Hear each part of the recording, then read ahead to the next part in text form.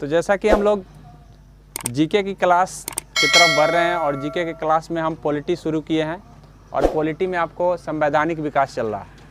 संवैधानिक विकास में मैंने आपको बता दिया है लगभग चीज़ों को, और जो चीज़ बचे हैं उसको हम क्लियर आज के वीडियो में करेंगे। अर्थात आपको ये इस जो बोर्ड पर दिख रहा है, ये आपको देख रहे हैं कि ये संवैधानिक विकास जो हमारा हुआ, ये कंपनी के कुछ नियम बनाए गए कंपनी के अंतर्गत और कुछ क्राउन के अंतर्गत। तो ये सारे चीज़ मैंने regulating act, settlement act, fits India act को मैंने पहले वीडियो में बता दिया है। उसके बाद मैंने चार्टर्ड एक्ट बता दिया है अच्छे से। अगर आपने सही से थोड़ा सा भी अगर दिक्कत हो तो एक दो बार आप देख लीजिए, क्लियर हो जाएगा पहले वाला वीडियो। उसके बाद मैं आपको बता दूं कि क्राउन के जो अंतर्गत जो शासन, क्राउन सीधे 1857 के विद्रोह के बाद जो हमारे भारत का शासन है वो क्राउन के हाथों में चला जाता है। तो क्राउन के हाथों में जो चला जाता है तो 1858 से भारत शासन अधिनियम पहला आता है। भारत शासन अधिनियम, अर्थात भारत शासन अधिनियम जो है ये क्राउन के अंतर्गत आया, इसीलिए क्राउन भारत शासन अधिनियम कहलाया। उसके बाद मैं आपको बता दूं कि यहाँ से परिषद दिख रहा है, तो इसी अधिनियम के जरिए ब्रिटेन में परिषद बना दिया गया, जो कि मैं पहले भी वीडियो में बता चुका हूँ कि परिषद क्या था, सारे चीज़ को मैंने पहले से बारीकी से एक्सप्लेन कर चुका हूँ, ठीक है। तो 1858 के बाद परिषद बनता है, तो वही परिषद जो भी अधिनियम लाता है सब भारत परिषद अधिनियम के नाम से जाना जाता है। तो 1858 में 1861 में भारत परिषद अधिनियम आया, 1892 में आया, 1909 में आया और 1919 में आया। तो इस तरह से आपको ध्यान रखना है कि 1919 तक भारत परिषद अधिनियम आता है। अब 1919 तक भारत परिषद अधिनियम आता है, तो उसके बाद जो है भारत परिषद अधिनियम नहीं आता है। उसके बाद 1935 में भारत शासन अधिनियम आ जाता है। तो इसका मतलब ये हुआ कि 1935 में जो है परिषद को ख़त्म कर दिया जाता है, और जब परिषद खत्म हो जाता है तो परिषद अधिनियम नहीं आएगा, भारत शासन अधिनियम आएगा। और जब 1947 आता है तो हमारा देश उस समय आज़ाद होता है, तो उस आज़ाद करने के लिए जो अधिनियम आता है उसके लिए भारत स्वतंत्रता अधिनियम के नाम से जानते हैं। तो इस तरह से मैंने पूरा का पूरा अभी बताया है। अब हम एक्सप्लेन करेंगे सारे का। सबसे पहले मैं आपको बता दूं, कोई भी चीज़ों को समझने के लिए बैकग्राउंड को समझ लेना सबसे बेहतर होता है।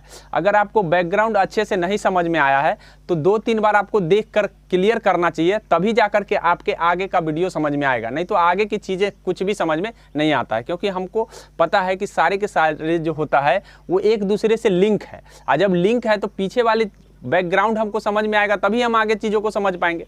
पीछे वाला नहीं समझ में आया तो आगे वाला भी आपको बाउंस करेगा। तो इस तरह से ध्यान रखिए कि पहले हमें पीछे वाला का कंफर्म होना चाहिए, तब आगे का कंफर्म करेंगे। अब हम बता देते हैं कि सबसे पहले हम यहाँ से चलेंगे, क्योंकि हम यहीं तक आपको बताए थे और यहाँ तक हमने पूरा नहीं बताया था आपको। कुछ भाग मैंने बता दिया था, कुछ चीज़ों को मैंने बता दिया था कि भाई भारत शासन जो भारत परिषद अधिनियम 1919 है, ये क्या क्या बदलाव हुए। तो मैं थोड़ा सा और बैकग्राउंड में इसको एक्सप्लेन करने से पहले मैं थोड़ा सा और बैकग्राउंड में जाऊंगा। कहाँ पे जाऊंगा तो आपको मैं बता दूं कि 1853 का जो चार्टर्ड एक्ट आता है, यहाँ पे काउंसिल में 1853 का जो चार्टर्ड एक्ट है, 53 से पहले 33 में विधि जो काउंसिल है, जीजी के काउंसिल है, जीजी के काउंसिल में एक सदस्य आ जाता है विधि सदस्य, जो भली भांति आपको पता है कि विधि सदस्य के रूप में इसको मदद करने के लिए आता है। जीजी के काउंसिल को मदद करने के लिए विधि सदस्य आते हैं। अब विधि सदस्य जब ये सदस्य के रूप में आता है तो यहाँ पे बोल दिया जाता है कि आप विधि आयोग बना सकते हैं। तो विधि आयोग उस समय नहीं बनता है। उसके बाद 1853 का चार्टर्ड एक्ट आता है। 33 में हुआ है ऐसा, 1833 में ये ऐसा हुआ है कि विधि सदस्य जोड़े गए। तो आपसे डायरेक्ट एग्जाम में पूछा जाएगा कि विधि सदस्य का प्रावधान किस में हुआ, तो 1833 में। अब विधि आयोग किस में बना, तो 1853 में। अब ये विधि आयोग क्या था, तो विधि आयोग 6 सदस्यीय कमेटी थी जो सीधे के सीधे इस जीजी के काउंसिल में, ठीक है, 6 सदस्य जब जुड़ गया तो इसको हम केंद्रीय परिषद के नाम से जानते हैं। केंद्रीय परिषद, मैं बता दिया हूँ, इसको हम केंद्रीय परिषद के नाम से परिषद के। तो ये जीजी के काउंसिल में 6 सदस्य जब जोड़ दिया गया तो इसको केंद्रीय परिषद कहा गया। अब केंद्रीय परिषद की अवधारणा यहीं से शुरू हो जाती है।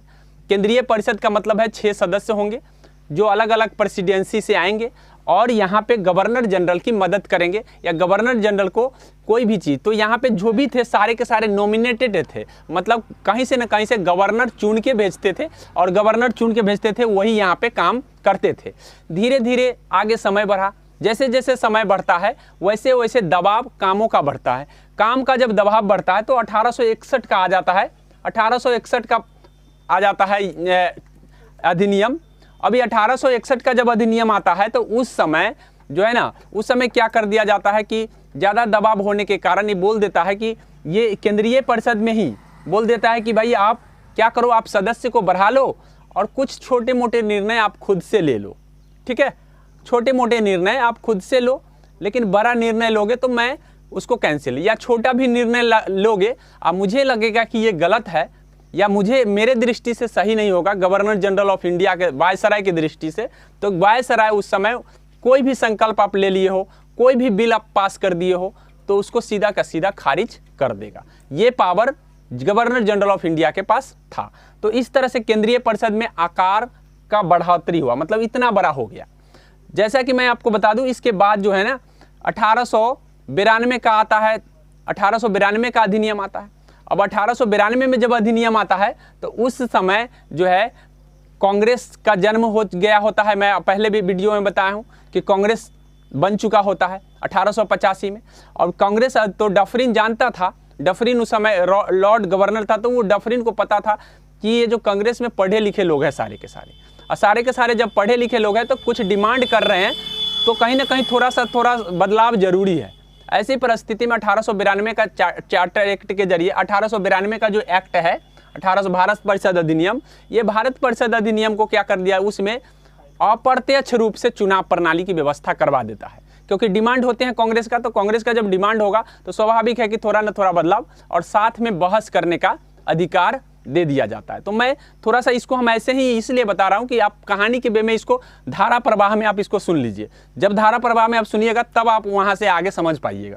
अब यहां से क्या होता है, कांग्रेस ने ऐसा डिमांड किया, कांग्रेस के डिमांड पर थोड़ा बहुत बदलाव 1892 के एक्ट में भी देखने को मिला।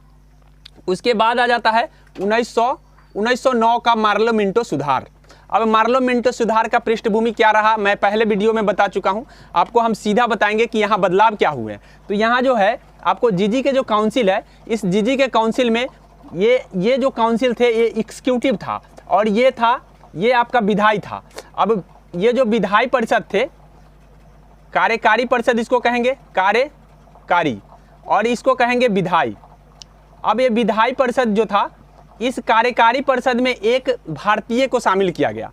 उसमें जो प्रावधान हुए, इस कार्यकारी परिषद में एक भारतीय, पहले से भारतीय को शामिल यहाँ नहीं किया जाता था। जब दबाव बढ़ा, स्वशासन की मांग बढ़ी, लोग वयस्क मताधिकार की मांग करने लगे, डिमांड करने लगे, तो यहाँ पे क्या किया गया, कार्यकारी परिषद में एक भारतीय को शामिल किया गया और इस विधायी परिषद के सदस्यों की संख्या 60 कर दिया गया, मतलब कम से ज़्यादा कर दिया, मतलब आकार बढ़ा दिया। और इस आकार बढ़ाने के बाद बोला कि इसमें चुन के लोग भी आएंगे। अब चुन के आएंगे तो मताधिकार, मत कौन देंगे, कौन चुनेंगे, कौन वोट देंगे, तो वैसे लोग वोट देंगे जो टैक्स देते हैं, अर्थात सब वोट नहीं देंगे। जैसे अभी हम लोग वयस्क मताधिकार में 18 साल हो गया, वोट देने का राइट मिल गया, तो वैसे नहीं, वे बोले कि जो टैक्स भरते हैं वही वोट देंगे। यानी इसका मतलब सीधा सीधा असर ये हुआ कि आम लोगों के लिए वोट देने का अधिकार नहीं था।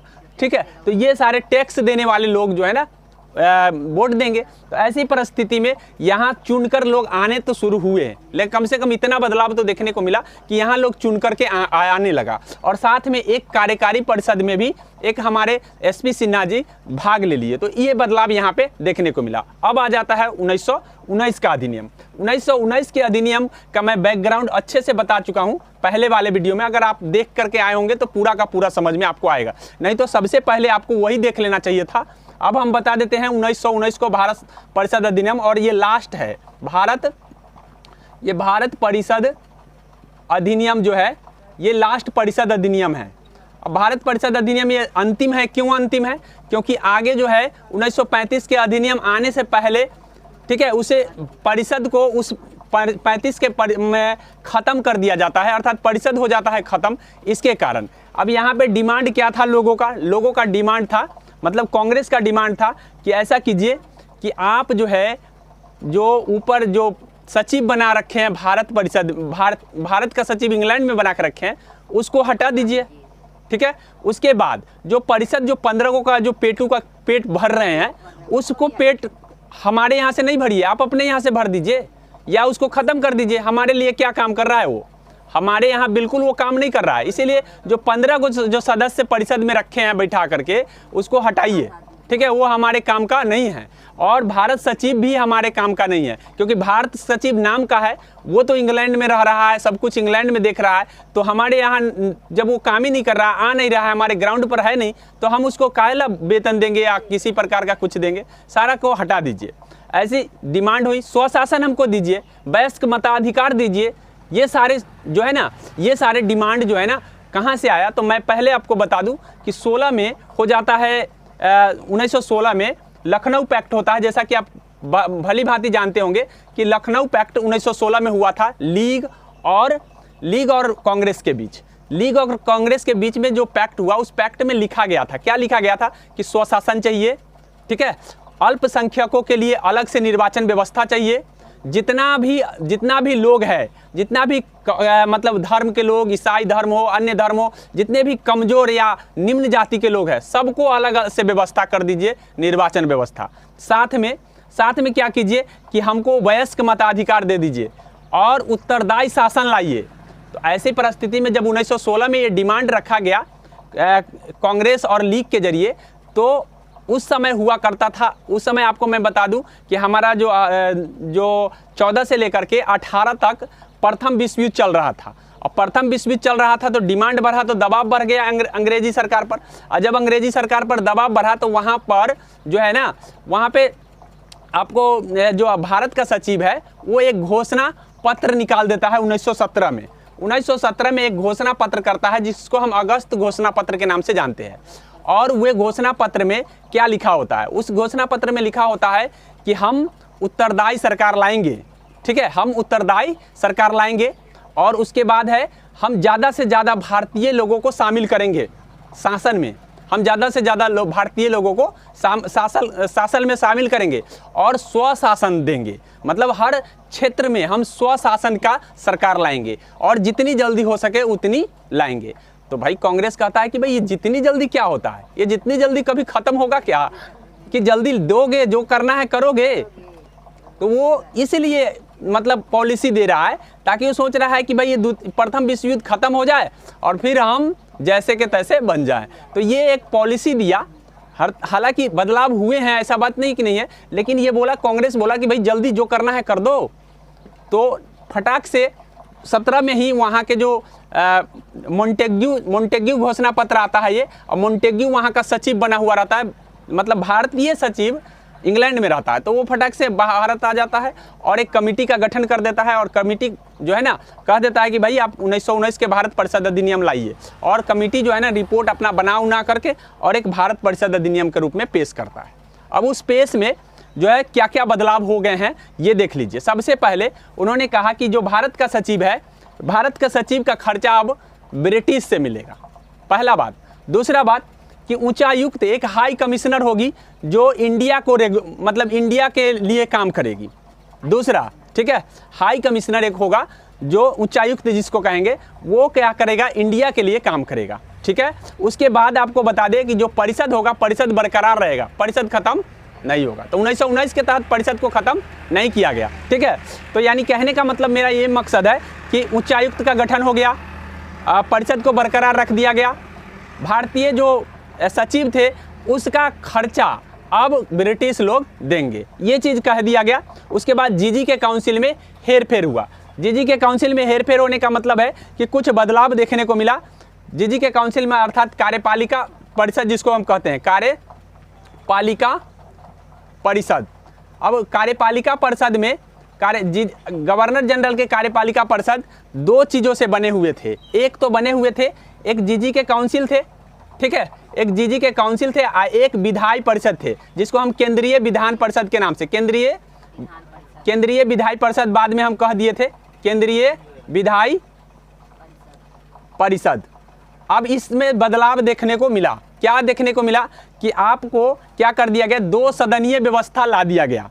दो सदनीय व्यवस्था ला दिया गया। इसको तो छेड़छाड़ नहीं किया, लेकिन यहाँ पे जो है ना, यहाँ पे दो सदन बना दिए गए। एक सदन आपका बना है राज्य परिषद, और एक बना है विधान परिषद। ठीक है, विधान परिषद।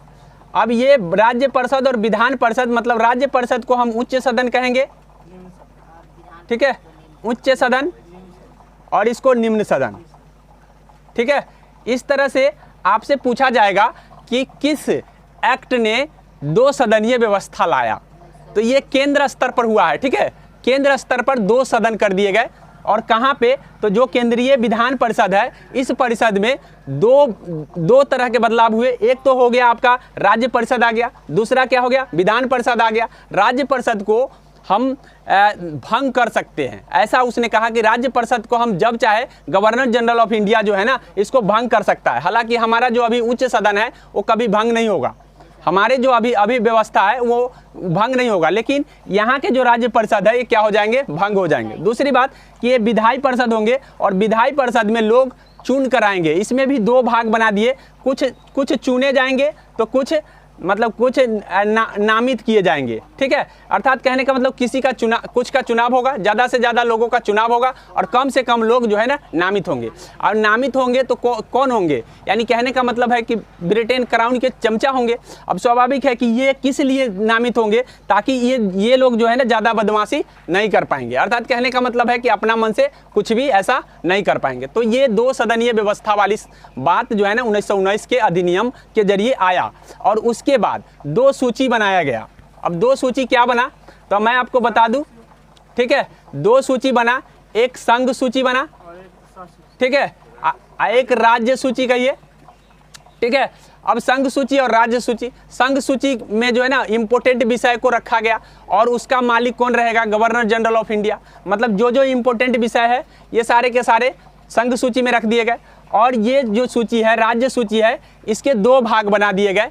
कुछ भाग आरक्षित कर दिए गए, और कुछ भाग जो है ना मंत्री परिषद के आधार पर कर दिया गया। अर्थात कहने का मतलब है कि इसमें एक आरक्षित बना दिया गया, और एक जो है ना एक हस्तांतरित बना दिया गया। हस्तांतरित में कौन डिसीजन लेंगे, तो गवर्नर के सलाह पर या गवर्नर के उपस्थिति में मंत्री परिषद लेंगे। तो मेरे ख्याल से समझ में आ गया कि मंत्री यहाँ देख रहे कि यहाँ थोड़ा सा उत्तरदायी शासन लाया है। मतलब कहने का मतलब है कि इसमें उत्तरदायी लोग हैं, लेकिन यहाँ पे कोई उत्तरदायी नहीं है। और उसके बाद आपको ध्यान रखना है कि जो सूची बनी, तो उस सूची में उल्टा पुल्टा रख दिया गया। अर्थात कहने का मतलब है कि कह दिया कि देखिए, उद्योग धंधा के विषय में बिल कौन बनाएगा, तो ये राज्य सूची में बनेगा। किस में बनेगा, राज्य सूची में। लेकिन खनिज का बिल कौन बनाएगा, ये, यानी कितना खनिज देना है, तो उद्योग धंधा खनिजे पर चलता है।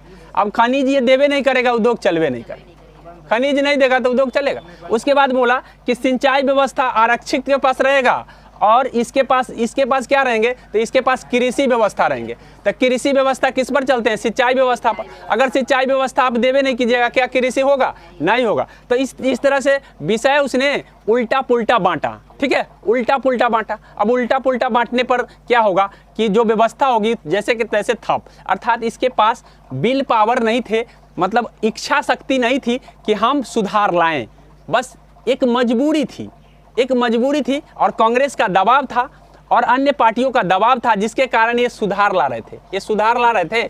ये तो सोच रहे थे कि कैसे घुमा घुमा के चक्की में पीसे। ठीक है, कैसे घुमा घुमा के लोगों के चक्की में पीसे। अब अपना मतलब दिमाग के मार रहे थे। अब ऐसी परिस्थिति में ये मतलब सूची बनाए, और सूची में क्या कर दिए, उल्टा पुल्टा विषय रख दिए। अब उल्टा पुल्टा विषय रखे तो स्वाभाविक है कि ये व्यवस्था चलने वाला नहीं था। ठीक है, चलेगा नहीं चलेगा। तो ऐसी परिस्थिति में क्या हुआ कि हस्तांतरित, बातें नहीं कीजिए, गलत बात है। यानी कहने का मतलब है कि हस्तांतरित विषय में वो विषय रखे गए जो, मतलब कहने का मतलब है जो आरक्षित विषय में जिससे चलाए जाते हैं। अब ऐसी परिस्थिति में ये बिल पास होने नहीं देंगे, और बिल पास नहीं होने देंगे तो स्वाभाविक है कि यहाँ का व्यवस्था थप के थप रहेगा। तो ये मेरे ख्याल से ये बदलाव देखने को मिला। उसके बाद मैं आपको बता दूं कि उसके बाद अब क्या क्या बदलाव हुए हैं। तो मैं अभी फिर से एक बार रिपीट कर दे रहा हूं कि विषय बने 2 संघ सूची और राज्य सूची, सदन बने 2 राज्य परिषद और विधान परिषद।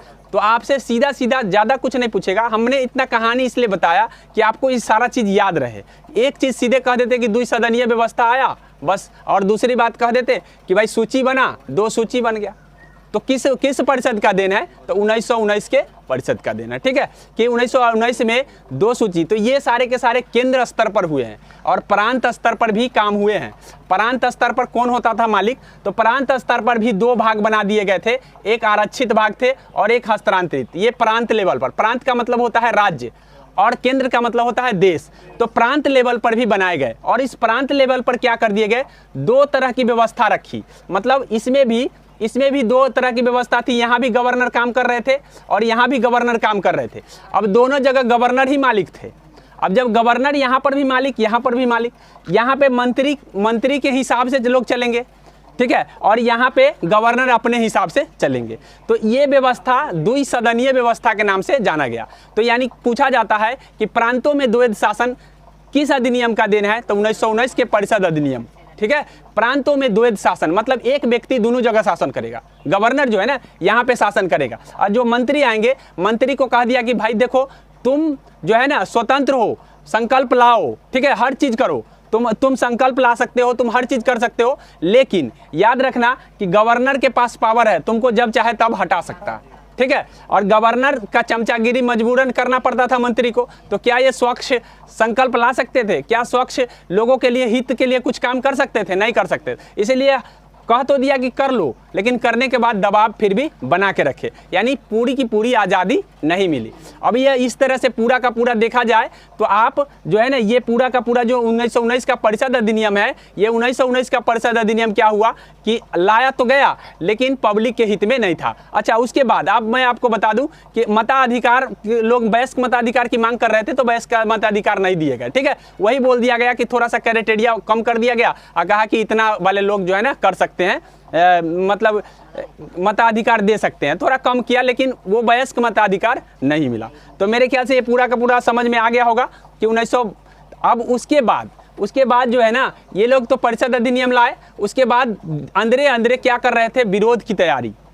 ठीक है, विरोध की तैयारी, अर्थात विरोध की तैयारी। वो जानते थे कि ये जो व्यवस्था लाए हैं, इस व्यवस्था से भारतीय लोग खुश होंगे नहीं। अब जब भारतीय लोग नहीं खुश होंगे तो स्वाभाविक है कि वो लोग हल्ला करेंगे। अब हल्ला करेंगे तो ये अंदर से अंदर क्या कर रहे थे? विरोध की तैयारी कर रहे थे। चल रही थी तैयारी किसका? विरोध की। और जानते थे कि 18 में ख़त्म हो गया था, 18 में ख़त्म हो गया था विश्व युद्ध। अब इस परिस्थिति में उनका दबाव भी थोड़ा कम हो गया। धड़ाक से ले आए हैं 1919 में रॉलेट एक्ट। ठीक है, लोगों को हल्ला न करने के लिए इन्होंने रॉलेट एक्ट ला दिया। अब उसी समय महात्मा गांधी जी की एंट्री हो जाती है। अब महात्मा गांधी जी कहते हैं कि ये क्या किया, यानी रॉलेट एक्ट जब आता है तो विरोध में लोग खड़े हो जाते हैं। और इस तरह से आपको जैसा कि पता होगा कि जालियांवाला बाग हत्याकांड होता है। हाँ, तो ये सारे वो चीज़ हम अभी गांधी ऊपर नहीं जाएंगे। तो इस तरह से आपको ध्यान रखना है कि इसके जो प्रावधान है, इसमें जो कमियां रह गई थी, मैं उस कमियां को बता दूं कि क्या क्या कमियां रह गई थी। ठीक है, केंद्रीय जो विधायिका थी उसको क्या क्या पावर मिल गए थे, थोड़ा सा समझ लीजिए। पावर मिला कि तुम कानून बना सकते हो, तुम जो है ना पूरे भारत के लिए कानून बना सकते हो। अर्थात इस भारत में अगर ब्रिटिश लोग भी हैं तो तुम उसको कानून उसके प्रति बना सकते हो। ठीक है, कोई छूटेगा नहीं। इतना बड़ा पावर दे दिया हो तुमको, कम दिए। उसके बाद कहा कि तुम कोई भी कानून में संशोधन कर सकते हो, मतलब जितना भी इंडिया में कानून है उस कानून में तुम सुधार ला सकते हो। किसको कहा गया? ये केंद्रीय विधायी परिषद को कहा गया। विधायी परिषद का ताकत है ये। केंद्रीय विधायी परिषद को ताकत दिया गया, तुम पूरे इंडिया के लिए कानून ला सकते हो, तुम पूरे कानून में संशोधन कर सकते हो। ठीक है, उसके बाद क्या कर सकते हो? तुम लोग के हित के लिए संकल्प ले सकते हो कि हम ये चीज़ करेंगे, मतलब हम लोगों के हित में ये काम करेंगे, ये संकल्प ले सकते हो, स्वतंत्र हो। साथ ही तुम चाहो तो अगर मान लो कि कोई बिल पास करना है, अगर नहीं हो पा रहा है तो तुम स्थगन प्रस्ताव ला सकते हो, मतलब रुकवा सकते हो। ठीक है, उसके बाद तुम्हें भाषण देने की स्वतंत्रता है।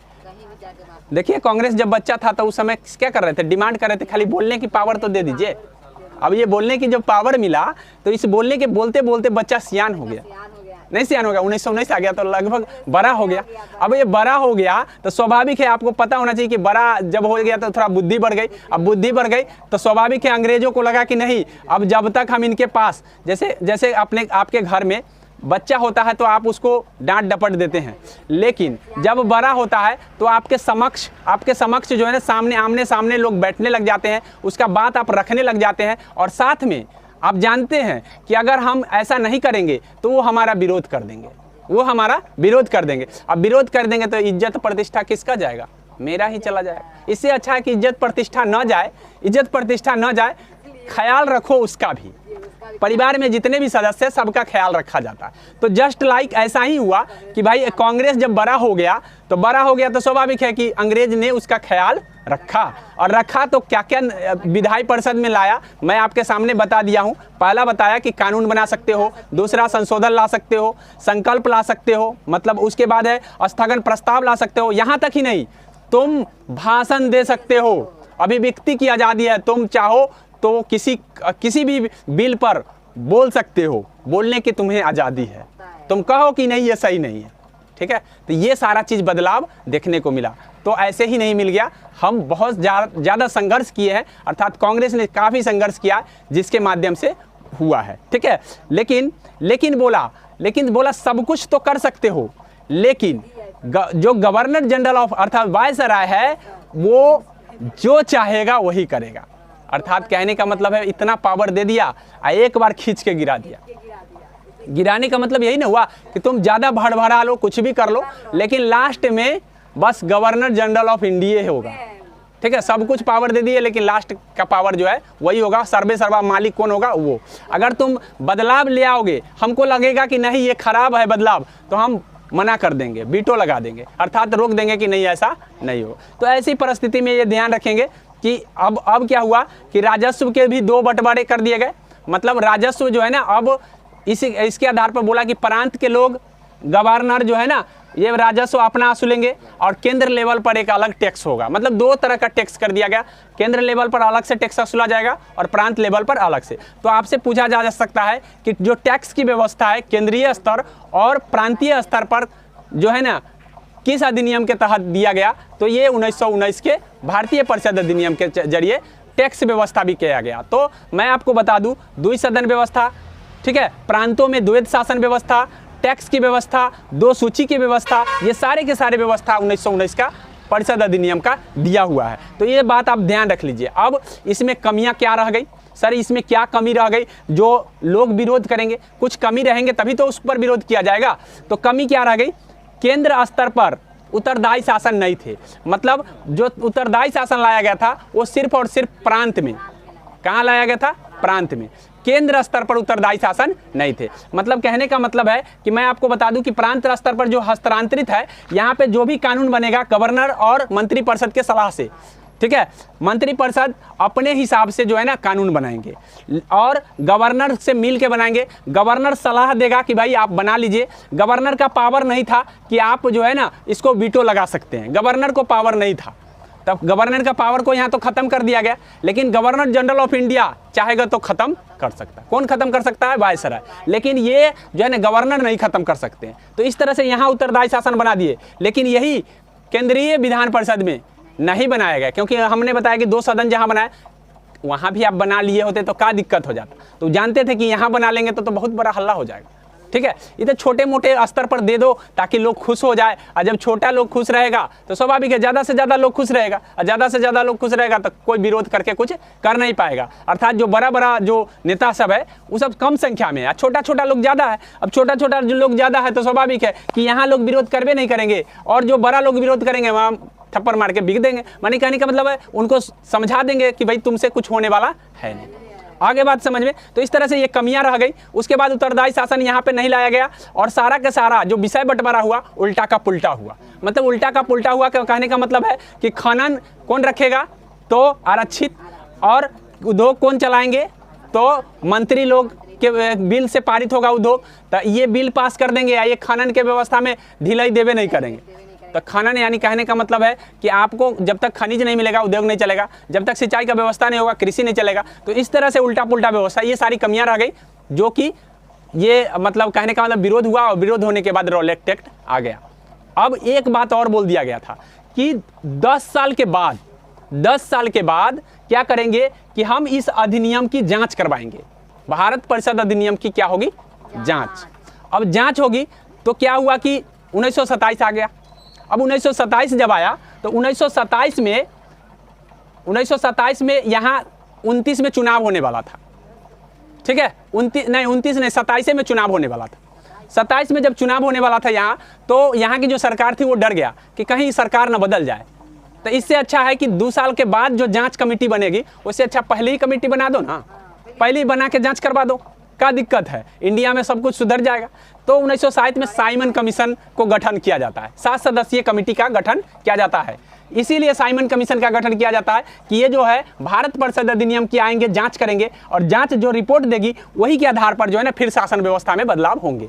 क्योंकि विरोध तो होने लगा, रॉलेट एक्ट आ गया। रॉलेट एक्ट काला कानून के जरिए ना अपील, ना दलील, ना वकील, अब कुछ भी सीधा के सीधा अंदर वाली बात थी। अब ऐसी परिस्थिति में क्या हुआ कि जांच कमेटी जो है ना 1927 में ही बन गई। और जब 1927 में जांच कमेटी बनती है तो ये सारे के सारे अंग्रेज होते थे, मतलब सारे के सारे अंग्रेज थे। ऐसी परिस्थिति में कांग्रेस का जो है ना अधिवेशन चल रहा था मद्रास में, वहाँ पे ये लोग पारित कर देते हैं कि हम इस कमीशन का विरोध करेंगे। पारित कर दिया, मद्रास अधिवेशन चल रहा था 1927 में, वहाँ पे पारित कर दिया गया कि हम इस कमीशन का क्या करेंगे, विरोध करेंगे। और 1928 फरवरी 1928 में ये आ जाता है भारत में। जैसे ही भारत में इसकी एंट्री होती है वैसे ही लाला लाजपत राय और बहुत सारे लोग जो है ना मिल करके लाहौर में लाला लाजपत राय जो है ना विरोध में साइमन गो बैक का नारा लगाते हुए कहते हैं कि तुम भागो, इंडिया से तुम वापस जाओ, हम तुम्हारी बात नहीं मानेंगे। तुम ये जो है ना दूध की रखवाली बिल्ली वाला बात करने चले आए हो, अर्थात तुम ही कानून बनाए हो और तुम ही जांच करने आ गए हो। भारतीयों को रख लेते दो चार रख लेते तो हमारी संतुष्टि हो जाती कि हाँ सही जांच हुआ है। ये कौन सा जांच करने आ गए हो, मतलब पूरा का पूरा अंग्रेज थे। ऐसी परिस्थिति में क्या होता है कि वो जांच में तो आ ही जाते हैं और आते हैं तो लाला लाजपत राय बेचारे मारे जाते हैं। उसी लाठी चार्ज करवा देता है सरकार, तो उसी का चल रहा था, लाठी चार्ज करवा दिया। लाठी चार्ज में अभी जैसे आप सरकार के विरुद्ध आप आंदोलन करने जाइएगा तो तुरंत लाठी चलता है बिहार में, ठीक है। तो बिहार में बच्चों पर जो है ना लाठी तुरंत सरकार चलवाती है। तो इसी तरीके से वहाँ जो है ना कि देखा कि भाई लाठी चलवा दो, और लाठी चलवा दिया, लाठी में क्या हो गई, मौत हो गया, लाला लाजपत राय की डेथ हो गई। तो दुख की बात है कि हमारे एक क्रांतिकारी यहाँ पे मर गया। अच्छा चलिए, तो विरोध लेकिन जारी रहा, ठीक है। अब हम बता दें कि 1928 में ही एक बर्केनहेड नामक व्यक्ति, हाँ बर्केनहेड नामक अंग्रेज चुनौती देता है कांग्रेस वाले को। क्या चुनौती देता है कि बड़ा फटर फटर करते हो तो तुम अपने लिए एक संविधान बना के हमको दिखा दो ना। तो भाई हम भी इंडियन हैं, हम भी चुनौती का स्वीकार करने में माहिर हैं, चुनौती तुरंत एक्सेप्ट करते हैं, सर कटा सकते हैं, सर झुका नहीं सकते, बात पता है ना। तो ये चीज़ है, हम इंडियन हैं। तुरंत कमेटी बैठ गई और नेहरू जी की अध्यक्षता में, मोतीलाल नेहरू की अध्यक्षता में कमेटी और सर्वदलीय बुलाया गया कि हम लोग एक संविधान का निर्माण करेंगे। और उस संविधान के निर्माण में बहुत सारे मतलब बोला गया कि हमें डोमिनियन स्टेट का दर्जा, हमें डोमिनियन स्टेट का जो है ना दीजिए, स्वशासन व्यवस्था लाइए, मताधिकार दीजिए, बहुत सारे चीज़ों को लिख करके उन्होंने पेश कर दिया। उनको लगा कि इतनी सारी जो है ना यहाँ पे विविधता है, बहुत भाषा के लोग हैं, बहुत जाति के लोग हैं, बहुत धर्म के लोग हैं, तो सब एक जगह इकट्ठा होकर तो मान नहीं सकते हैं। तो ऐसी परिस्थिति में ये लोग संविधान बना नहीं सकते हैं। और जब ये संविधान नहीं बनाएंगे तो हम इनको क्यों न चुनौती देते हैं कि जाओ तुम संविधान बना के लाओ, हम करेंगे। तो चुनौती दिया, चुनौती को एक्सेप्ट किया, जिसको हम नेहरू रिपोर्ट के नाम से जानते हैं। तो नेहरू रिपोर्ट किसने बनाया था ये भी बात पूछा जाता है। तो नेहरू रिपोर्ट मोतीलाल नेहरू बनाए थे, ठीक है। और नेहरू रिपोर्ट बनाने की जरूरत क्यों पड़ी, तो आप ये चुनौती वाली बात याद रखेंगे तो 100% आपको पता रहेगा कि आखिर यही चुनौती ने जो है ना नेहरू रिपोर्ट को लाया था। अब जब ये नेहरू रिपोर्ट लाए तो उसके बाद इन्होंने कह दिया कि देख भाई 1 साल का वक्त देते हैं, 1 साल अगर तुमने नहीं किया तो हम आंदोलन खड़ा करेंगे, ठीक है, हम बहुत बड़ा आंदोलन खड़ा करेंगे। 1 साल का ही समय दिया। अब 1 साल का समय 1929 आ जाता है, देखा कुछ नहीं हुआ, उदासी के अलावा कुछ नहीं मिला। तो ऐसी परिस्थिति में क्या हुआ कि लाहौर अधिवेशन आ जाता है, जवाहरलाल नेहरू अध्यक्षता करते हैं। जैसा कि मैं आपको पहले वीडियो में भी गांधी युग में बता चुका हूं कि लाहौर अधिवेशन आता है और लाहौर अधिवेशन में जवाहरलाल नेहरू की अध्यक्षता में एक संकल्प पारित हो जाता है। कहता है कि भाई अब डोमिनियन स्टेट से काम नहीं चलेगा, डोमिनियन स्टेट से काम नहीं चलेगा। बात समझे? तो डोमिनियन स्टेट से काम नहीं चलेगा तो क्या चाहिए? अब पूरी की पूरी आज़ादी, अब पूरी की पूरी आज़ादी चाहिए।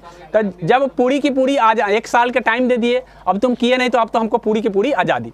और कहा कि हम 26 जनवरी 1930 को अपने देश को देश में स्वाधीनता दिवस मनाएंगे, 26 जनवरी 1930 को। और रावी नदी के तट पर मनाया भी गया, फहरा दिया गया तिरंगा को, ठीक है। स्वाधीनता दिवस मनाया गया 26 जनवरी 1930 को, ठीक है। उसके बाद क्या हुआ?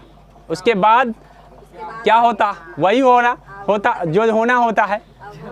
गांधी जी के नेतृत्व में नमक सत्याग्रह चलाया गया, ठीक है। ये था 12 मार्च 1930 हो रहा था। कितना? 12 मार्च 1930 को गांधी जी के नेतृत्व में जो है ना यात्रा स्टार्ट, नमक कानून भंग करने के लिए। अब गांधी जी तो और भी कानून भंग करने के लिए काम कर सकते थे, नमक ही क्यों भंग करने के लिए, नमक कानून ही भंग करने के लिए क्यों सूझ गया उनको? तो भाई गांधी जी भी बहुत चालाक थे। गांधी जी क्या कहे? गांधी जी सोचे कि देख, अगर नमक तो सब खाता है, हिंदू हो, मुस्लिम हो, ईसाई हो, कोई हो, सब खाता है। अगर नमक कानून भंग करने पर अगर हम काम करेंगे पहले तो 100% है कि सबके सब साथ देगा। नहीं, दिमाग लगाया कि नमक तो सब खाता है और नमक पर जो टैक्स लगा है ये बेकार है, चलो इसी को पहले भंग करवाते हैं। तो यहाँ से इन्होंने 78 सहयोगियों के साथ यात्रा करते हैं, ठीक है। और 78 सहयोगियों के साथ जब यात्रा करने में चलते हैं तो एक बहुत बड़ा जमावड़ा इनके साथ लग जाता है। सिर्फ पुरुष ही नहीं, महिला भी उसके साथ लग जाता है, ठीक है। अब इस तरह से आप समझ सकते हैं कि कितना बड़ा गांधी जी का सपोर्टर हो गया।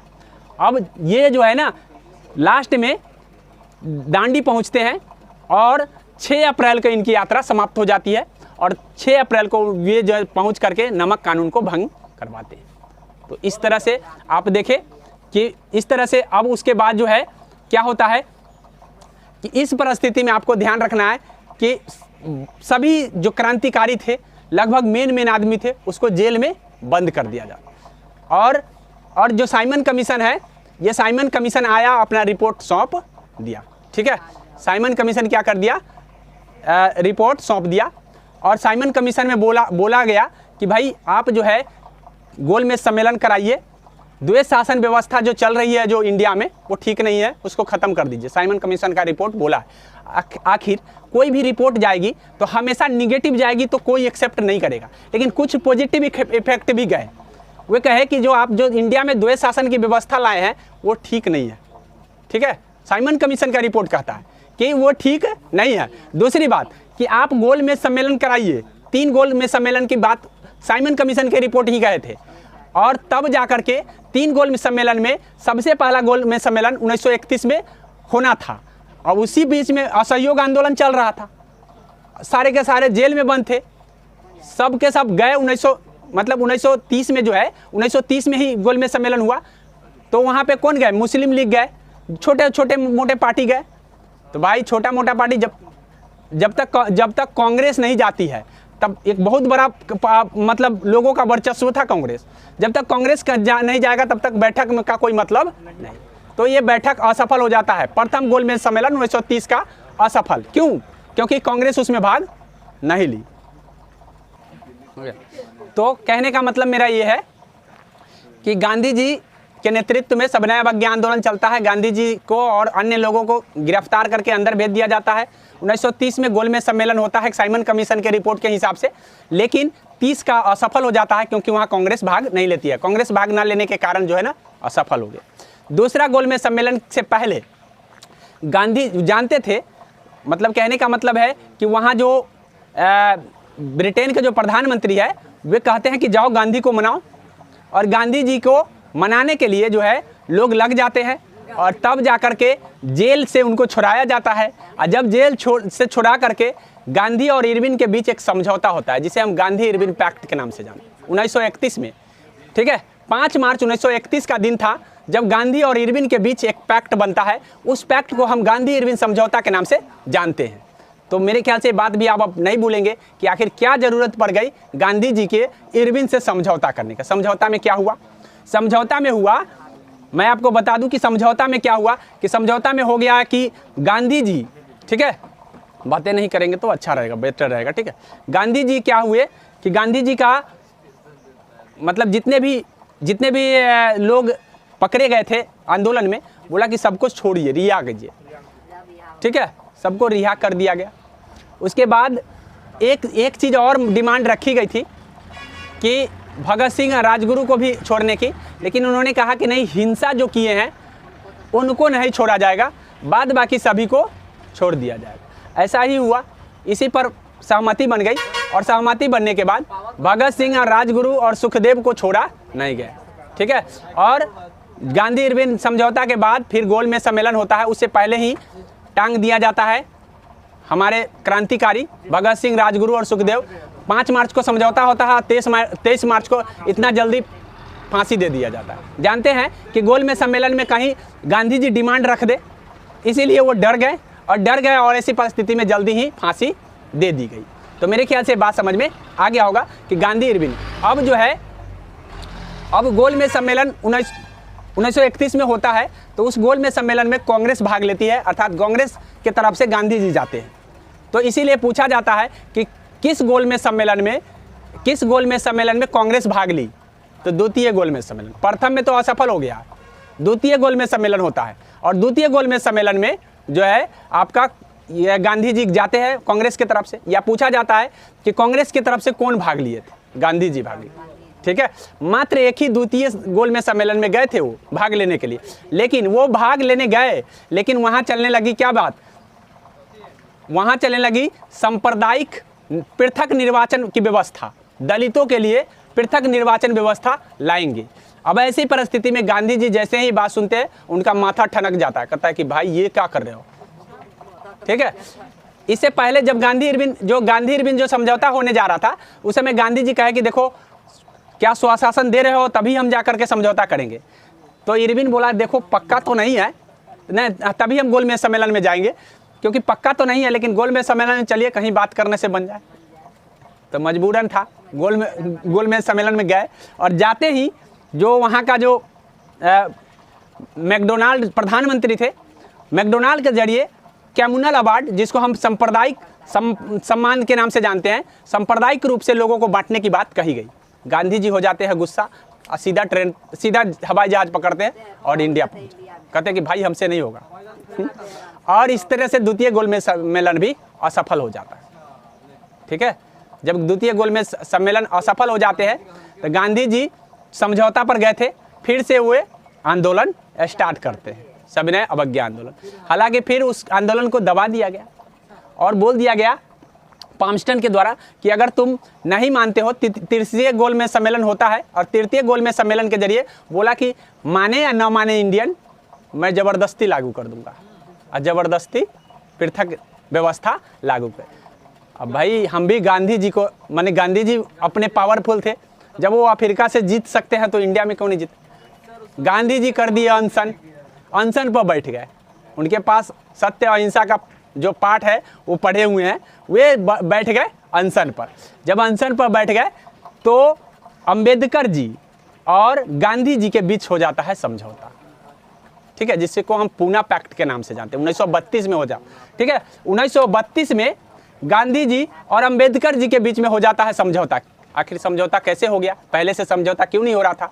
तो अंबेडकर जी कह रहे थे कि नहीं, हमको, क्योंकि वो दलित थे, तो कह रहे थे हाँ हमको अलग से चाहिए व्यवस्था, हमको नहीं चाहिए साथ में, क्योंकि अगर हम साथ में जाएंगे तो हम तो मारे जाएंगे, जैसे लीग कह रहा था वैसे अंबेडकर जी कह रहे थे। पहले लीग अलग हो गया, अब अंबेडकर जी भी अलग होना चाह रहे थे। वो जान रहे थे कि अगर हम रहेंगे इन लोगों के साथ तो क्या होगा कि हमारा वर्चस्व कभी नहीं रहे। तो गांधी जी कहे कि देख भाई, ऐसा करना कि जो सीट जो 47 गो है, उसको, मतलब कहने का मतलब जो भी सीट है, एग्जैक्ट सीट पता नहीं, मतलब याद नहीं है, तो कहने का मतलब है कि सीट जो जितना है ना उसका दुगुना कर ले। मतलब आरक्षण व्यवस्था में मतलब जितना सीट है ना उसका 2 गुना कर लो। जब 2 गुना कर लो, 2 गुना पर बात मान गए, कहे कि हाँ चलो ये 2 गुना हो जाएगा तो स्वाभाविक है, ठीक है। यानी कहने का मतलब है कि 2 गुना सीट रख दिया गया, और जब 2 गुना सीट रख दिया गया तो अम्बेडकर जी मान गए। अम्बेडकर जी जब मान गए तो दोनों के बीच हो जाता है एक समझौता, जिसको पूना पैक्ट के नाम से। इस तरह से पूरा रिपोर्ट देखा जाए, नेहरू रिपोर्ट, साइमन रिपोर्ट, गोलमेज सम्मेलन, सारा का एक रिपोर्ट देखा अंग्रेजों ने, और सारे रिपोर्ट देखने के बाद एक श्वेत पत्र जारी होता है। वही श्वेत पत्र जो है भारत शासन अधिनियम 1935 है। आगे समझ में आगे ने हम भारत शासन अधिनियम 1935 पर, यानी पूरा का रिपोर्ट देख करके, सब कुछ देख करके लोग स्वशासन की मांग कर ही रहे थे। हालांकि बीच में जो है ना पूरे स्वतंत्रता की बात कर दी गई थी। तो इस तरह से पूरा जो ये रिपोर्ट देखा गया, इस सारे रिपोर्ट को हम क्या कहते हैं, भारत शासन अधिनियम 1935। अब इसके प्रावधान क्या क्या थे मैं आपको बता दूं। सारा कहानी मैंने बता दिया है। क्या क्या प्रावधान हुए। अखिल भारतीय संघ फेडरेशन बनी, अखिल भारतीय संघ फेडरेशन। अब अखिल भारतीय संघ फेडरेशन जानने से पहले आप 3 चीज को जानिए, 3 चीज को जानिए। एक होता है परिसंघ, एक होता है परिसंघ, एक होता है संघ, ठीक है, एक होता है संघ, एक होता है एकात्मक, ठीक है। ये 3 चीज को समझ लीजिए। परिसंघ जो होता है, परिसंघ में होता क्या है कि आप एक संगठन बनाए हुए हो, 10 आदमी 20 आदमी का ग्रुप बनाए हुए हो, ठीक है। अब इस ग्रुप में से किसी का मन हुआ कि नहीं हम नहीं रहे ग्रुप में, तो निकल गया, बाहर आ गया। इसको भी मन हो गया तो ये भी बाहर आ गया, ठीक है। सबको मन हो गया, लास्ट में जो बनाया वो वैसे ही रह गया। हाँ, तो यानी कहने का मतलब है कि इसको कहते हैं परिसंघ। अभी परिसंघ का उदाहरण है हमारे विश्व में USSR है, ठीक है। USSR, ठीक है, सोवियत संघ के नाम से जाना जाता था। ये सोवियत संघ विघटन हो गया 1991 में, और लास्ट में रूस के रूस बच गया। रूस का बुरा संगठन था, रूस संगठन बनाया था, तो सारे के सारे उनके संगठन से अलग। तो ये कौन चीज़ बनाए थे, परिसंघ बनाए थे क्या। इसीलिए परिसंघ में ये बाइंडेशन नहीं है कि आप संघ से बाहर मतलब नहीं जा सकते, जा सकते हैं आप, मतलब यहाँ से आप उठ करके जा सकते हैं। ऐसे हुआ कि ये परिसंघ जो है, आपका पता है कि सोवियत संघ का विघटन हो गया। और जब सोवियत संघ का विघटन हो गया तो उसके बाद हम आपको बता दें संघ क्या होता है। संघ होता है कि एक ऐसा ग्रुप होता है, मतलब जिसमें आपको साइन करने के बाद अगर आप इसमें शामिल हो गए हो, ठीक है, इसमें शामिल हो गए तो आप इस घेरे से बाहर नहीं जा सकते हो। आपके पास पावर दिए जाएंगे, अपनी पावर चलाइए, अधिकार दिए जाएंगे, सब चीज़ दिया जाएगा, लेकिन आपको यहाँ से निकलने की इजाज़त नहीं होगी। जैसे ही आप निकलने का कीजिएगा, आपको देशद्रोह का आप पर मुकदमा हो जाएगा। यानी कहने का मतलब आप नहीं जा सकते हो, ठीक है। उसके बाद एकात्मक। एकात्मक में क्या होता है कि अगर आप इस संघ में है तो आपके पास कोई हैसियत नहीं है, ज़्यादा बोलिएगा थप्पड़ मार के गिरा देंगे। यानी कहने का मतलब है इनके पास कोई हैसियत नहीं है। तो ऐसा कहाँ चलता है, ब्रिटेन में। ब्रिटेन में जो संघ में शामिल है, ब्रिटेन के जो प्रांत हैं उन सभी का कोई हैसियत नहीं है, वो अपना से कानून नहीं बना सकते, लेकिन यहाँ कानून बनाने की आज़ादी इन लोगों को देता है, ठीक है। तो हमारे यहाँ राज्यों का संघ है, पता है आप लोगों को। तो इस तरह से अखिल फेडरेशन संघ की माने बन गया। मेरे ख्याल से समझ में आ गया होगा। अब हम बता दें आपको, भारत परिषद खत्म, बताए थे ना वो परिषद जो पेटू जो 15 आदमी का था, वो पेटू खत्म हो गया। कहा कि भाई अब इस पेटू का कोई ज़रूरत नहीं है, क्योंकि अब हम भारत में खुद जा रहे हैं उत्तरदायी शासन देने, तो वह काम कर लेगा, काल को फालतू में ये परिषद रहेगा। अंग्रेज को समझ में आ गया और थोड़ा बुद्धि खुल गई। भगवान जी उसको क्या कहते हैं, बुद्धि दे दिए थे, तो कहे कि ठीक है भारत परिषद अधिनियम को ख़त्म कर दो, ठीक है। अब बोले जैसे कि साइमन कमीशन बोला था कि प्रांतों में जो द्वैध शासन है वो ठीक नहीं है, ख़त्म कर दो, तो प्रांत का द्वैध शासन खत्म। अब लेकिन प्रांत में द्वैध शासन खत्म हो गया। जैसा कि मैं आपको बता दूं, एक थे केंद्र, ठीक है, एक थे प्रांत। अब ये केंद्र पर यहाँ पे प्रांत में 2 शासन चल रहे थे, द्विसदनीय व्यवस्था थी, मतलब द्विसदनीय नहीं बदले द्वैध शासन, सॉरी, द्वैध शासन अलग है, द्विसदनीय अलग है। 2 सदन तो यहाँ ऑलरेडी बन चुका था, ठीक है, यहाँ ऑलरेडी 2 सदन बन चुका था, एक राज्य परिषद एक विधान परिषद। लेकिन यहाँ पे दो सदन नहीं थे, यहाँ पे 2 शासन थे, अर्थात एक ही व्यक्ति दोनों जगह रेगुलेट कर रहा था, एक व्यक्ति दोनों जगह का मालिक होना, ये 2 सदनीय व्यवस्था है। आगे समझ में। तो ऐसी परिस्थिति में आपको ध्यान रखना है कि यहाँ से खत्म, ये इसको मिटा दिया, कहा कि यहाँ से हटो, अब यहाँ पे आएगा मतलब द्वैध शासन यहाँ पे ला दिया गया। तो ये पूछा जाता है कि प्रांतों में द्वैध शासन कब खत्म कर दिया गया, तो 1935 के भारत शासन अधिनियम। और केंद्र में द्वैध शासन कब ला दिया गया, तो ये 1935 के भारत शासन अधिनियम। तो मेरे ख्याल से समझ में आ गया कि यहाँ खत्म हुआ, यहाँ ला दिया, आगे समझ में। तो इस तरह से देखा गया बदलाव। उसके बाद अब जो है ना, अब क्या करेंगे, केंद्रों में जैसे प्रांत में मंत्री परिषद होंगे, और ये प्रांत का जो मंत्री परिषद होगा ये पूरा उत्तरदायी शासन बना दिया, पूरा का पूरा उत्तरदायी होंगे। मतलब अगर मान लीजिए कि ये कोई प्रस्ताव लाते हैं, तो ये पूरा का पूरा, जैसे यहाँ पे प्रांत में जो है, प्रांत में आपको पता होना चाहिए कि यहाँ गवर्नर जो होता है, गवर्नर के हिसाब से चलता था। यहाँ मंत्री होते थे। अब ये मंत्री क्या होते थे कि इससे पहले वाला में मंत्री अगर कोई प्रस्ताव लाएंगे तो सरकार नहीं हटेगी, ठीक है। लेकिन अब क्या कर दिया गया कि अगर कोई क्या हुआ,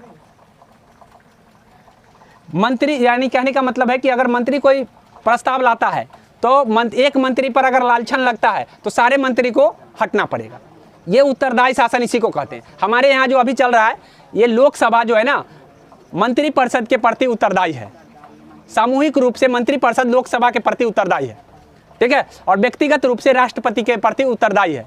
अभी हम उत्तरदायी शासन उसी को कहते हैं कि अगर मान लीजिए हमारे यहाँ जो इंडिया में जो मंत्री परिषद है, ये मंत्री परिषद अगर मंत्री परिषद में किसी एक मंत्री पर आरोप आता है, लग जाता है और साबित हो जाता है कि हाँ इन्होंने गलती किया है, तो पूरे के पूरे मंत्री परिषद को हटना पड़ जाता है और सरकार गिर जाती है, आगे समझ में।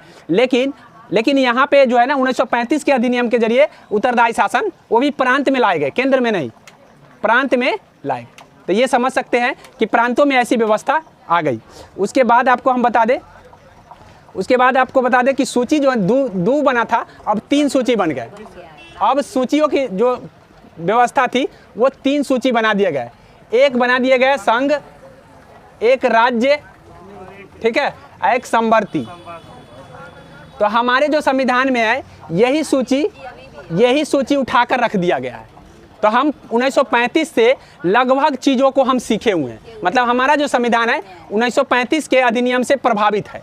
क्यों प्रभावित है, ये पूछा जाता है, एग्जाम में पूछे जाते हैं कि 1935 के जो अधिनियम है उससे हमारा संविधान प्रभावित हो गया। कैसे? क्योंकि बहुत सारे चीज़ों को हमने सीधे के सीधे एक्सेप्ट कर लिया कि हाँ ये सही है। तो ये व्यवस्था संघ, राज्य और संवर्ती सूची की व्यवस्था ला दी गई।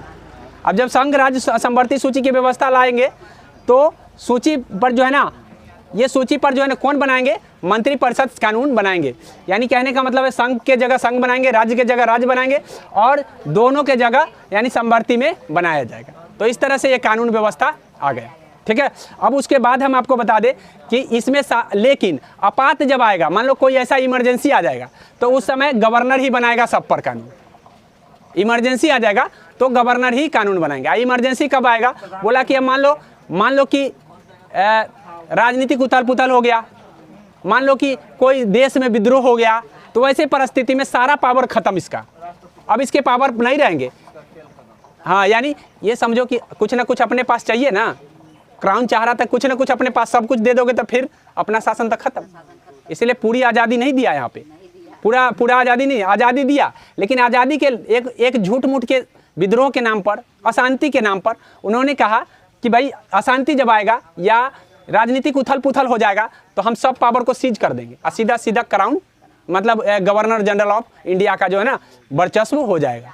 तो इस तरह से आपात में बोला कि गवर्नर पूरा कानून बनाएगा। अध्यादेश जारी करने का अनुमति पहले से ही था, अध्यादेश जारी करता, हाल कानून बना देता, मैंने इस तरह की व्यवस्थाएं आई। तो मेरे ख्याल से समझ में आ गया कि ये प्रावधान क्या क्या हुए। उसके बाद एक प्रावधान और हुए, संघीय न्यायालय बना है। तो पूछा जाता है कि संघीय न्यायालय की व्यवस्था किसके देन है, तो संघीय न्यायालय की व्यवस्था जो देन है आपका। अब संघीय न्यायालय की जरूरत क्यों पड़ गई, तो यहाँ पे आपको पता होना चाहिए कि परिषद खत्म हो गया है। तो वहाँ परिषद खत्म हो गया तो अब इसके लिए कोई ना कोई, मान लो कि यहाँ राज्य सूची है, संघ सूची है, दोनों ई कानून बनाया, ई बनाया प्रांत में और ई बनाया देश में, दोनों में के बीच हो गया झगड़ा, कौन सुलझाएगा, कोई ना कोई बॉडी होना चाहिए ना, इसीलिए संघीय न्यायालय की जरूरत पड़ गई। तो संघीय न्यायालय यहाँ पे बनाया गया, ठीक है, दोनों के बीच झगड़ा। उसके बाद एक चीज़ और प्रावधान हुए, आरबीआई का गठन हो गया। किसका? RBI, reserve bank of India, जो आज भी कार्यरत है। तो आरबीआई का गठन 1935 के अधिनियम के जरिए ही हुआ है। तो मेरे ख्याल से बात पूरा का पूरा 1935 के अधिनियम समझ में आ गया। अब क्या रह गई कमियां, क्या चीज़ मतलब क्या क्या बुराइयां रह गई, काहे आगे विद्रोह हुआ, क्यों 1947 के अधिनियम में आया, इन चीज़ों को जानने के लिए आप अगले वीडियो का इंतजार कीजिए।